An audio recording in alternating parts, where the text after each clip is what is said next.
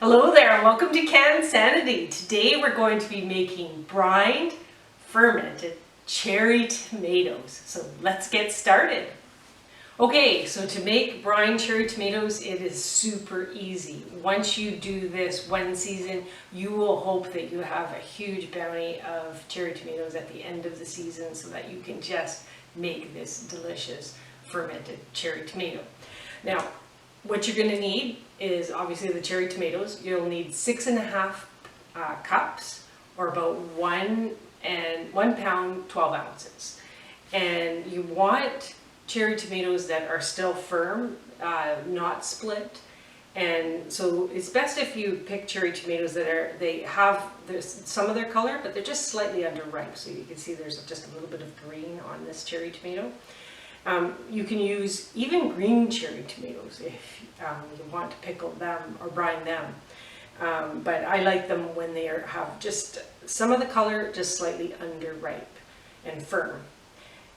Now, you only need the cherry tomatoes and your salt and your water, but you want to add some flavorings as well. And so I like to add garlic, and this is 5 cloves of garlic that have been halved, and then some aromatics. I have 6 dill heads, and I have some tarragon and some parsley and a little bit of dill weed as well in here. So that's all that you need. Oh, and also if you want the heat, you can leave this, you can put this in or you can leave it out. You want to use, for heat, I use jalapenos. And when you cut them, make sure that you use gloves and take the seeds out, because the seeds will make it really spicy. And so if you just want a slight bit of spice, then you use just the jalapeno. Now, if you want to kick it up a notch, then you can use a habanero. And just this little habanero would be more spicy than this whole jalapeno. So that you can play with to see what the level of spice you prefer. Okay, so I have a 2-liter sterilized mason jar here, and I have, for the brine, you're only going to need 1 liter or 1 quart of cold water, and you're going to add 2 tablespoons of pickling salt to that cold water. And you're going to stir that until you see that the salt is dissolved. Okay, so that's dissolved. We're going to set that aside. And now you're just going to fill your jar. And because this is a brined vegetable, you're going to fill the jar to the neck of the jar. So we're going to start with adding some garlic. And I'm going to actually put my gloves on just because I am going to be handling the jalapenos, and I just don't want to get the acid on my hands. So this isn't necessary for the other vegetables, but just to be mindful of that, there's some heat here. So I'll throw a few garlics in there, throw some dill, some parsley, tarragon. These are all herbs that I grow in my garden for pickling. And now you're going to add some cherry tomatoes. And as you're filling, if you notice that you have some split cherry tomatoes, take them out. You don't want to add that. We want firm tomatoes in here. And these tomatoes are cherry, I can't remember what the reds are. But the orange ones are Sun Gold that I bought from West Coast Seeds, and they're a delicious cherry tomato. And then I'm going to add some of the jalapeno in there, and then you just keep layering. Okay, so that's to the neck. Now I see that there's a couple spots that I can squeeze in a cherry tomato right there, and I will. Just because you want to make sure that when you're brining vegetables that you have it filled enough so that there's not a lot of oxygen in the jar, but you want to also leave a little bit of space so that the gases have a place to go. So that looks good. And now we're going to pour our brine over top. I just realized I don't have my funnel, so I'm just going to go and get that. Okay, I got my funnel, and now I'm going to pour the brine into the jar.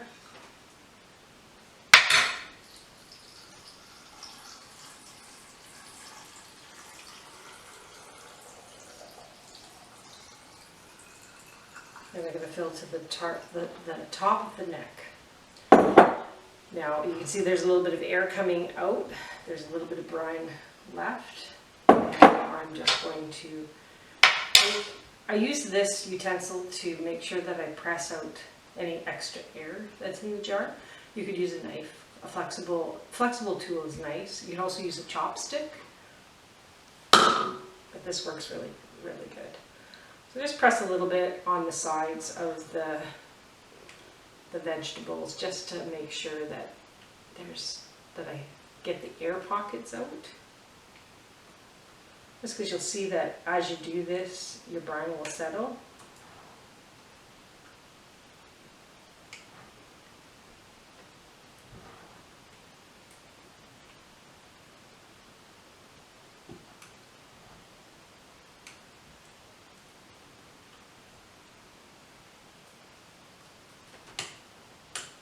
Okay, that's good.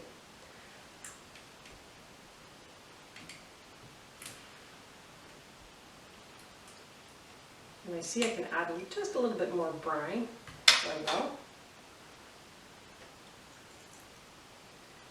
Okay, so now you're going to need to put a weight in there because you need to make sure that your vegetables are submerged in the brine.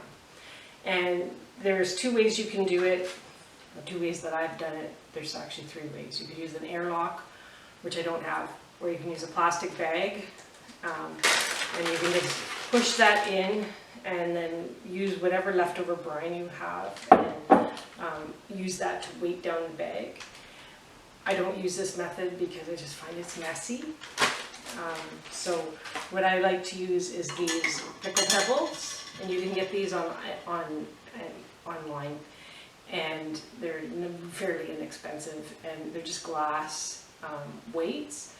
And then, so you're just going to put that into your mason jar, and you want to make sure that it weighs down the vegetables so that the brine is covering the vegetables, so that looks good.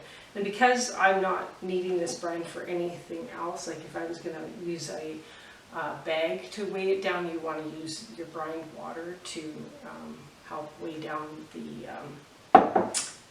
bag. I just added just a little bit extra.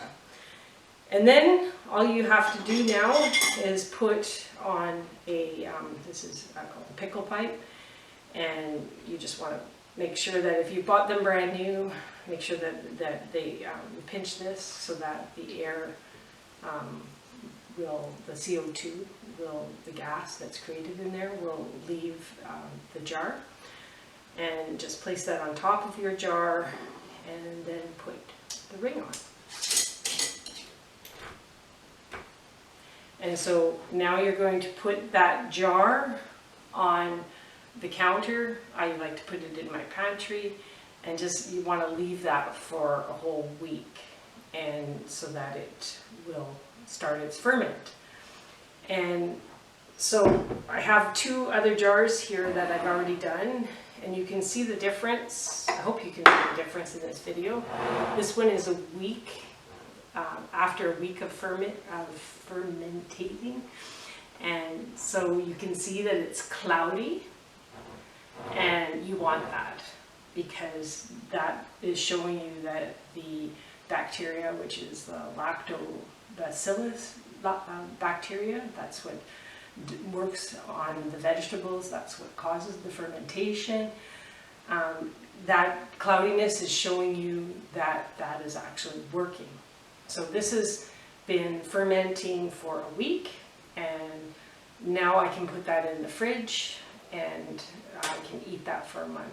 It's best to leave it for a week before you dig into it, just because the putting it in the fridge will chill it, and it will cause the vegetables to really be nice and firm when you take them out. So I should mention that the temperature that you keep your jars in for fermentation is important. You don't want to put these jars in a room that's 80 degrees. It's best to have the jars in a room that hovers around 70 degrees Fahrenheit, because if it's too hot, that can inhibit the process. Okay, so that's fermentation.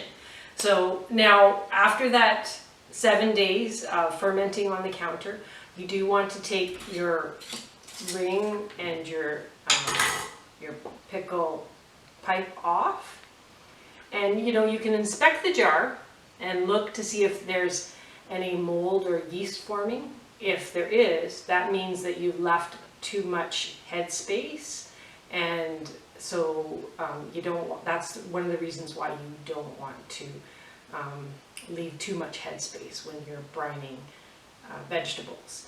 But this is nice and clear, so I'm going to take my pickle pebble out, and then you're just going to put the lid on and put it in your fridge and enjoy that for a month. I'm dying. This is my first jar that I've done this year. Just dying to have one of these. So I'm just going to take one of those out.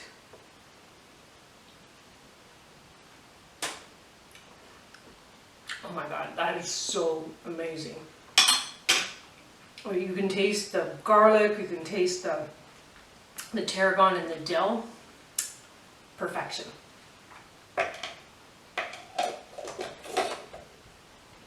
So just screw that on tight and put that in my fridge. So I hope you've enjoyed this video, and I hope that if you are enjoying our CanSanity videos that you subscribe to our YouTube channel. And don't forget to click on the bell so that you receive notifications when we create another video.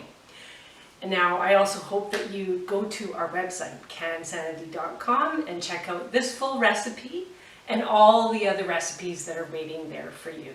Again, I hope you've enjoyed this video. Have a great day.